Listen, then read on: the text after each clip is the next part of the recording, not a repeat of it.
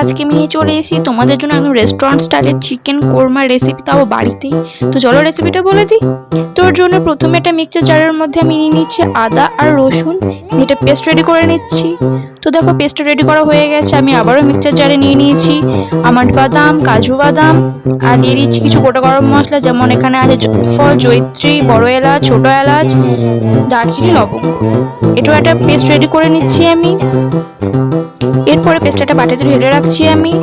এবার আমি নিয়ে নিচ্ছি চিকেনটা ভালো করে ধুয়ে নিয়েছি। এরপর এর মধ্যে দিয়ে দিচ্ছি টক দই, আদা রসুনের বাটা, আর দিয়ে দিচ্ছি জিরে গুঁড়ো, ধনে গুঁড়ো, গোলমরিচের গুঁড়ো, আর দিচ্ছি লাল লঙ্কার গুঁড়ো, পরিমাণ মতো নুন দিয়ে দিচ্ছি।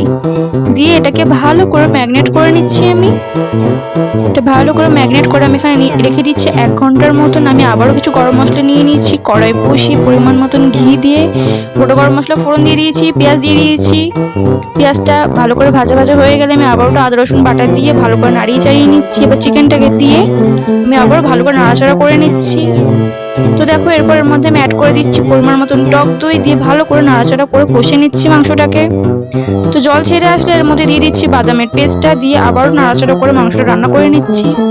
অনেকটা জল ছেড়ে এসছে। এরপর এর মধ্যে আমি নারকেলের দুধ দিয়ে দিচ্ছি, দিয়ে ভালো করে রান্নাটাকে আমি নাড়াচাড়া করে নিচ্ছি। এবার আমি কিছুক্ষণের জন্য ফুটতে দেবো, যতক্ষণ মাংসটা সেদ্ধ না হয়। তো দেখো মাংসটা কিন্তু ফুটে গেছে। তো নামানোর আগে আমি এর মধ্যে ঘি দিয়ে দিচ্ছি।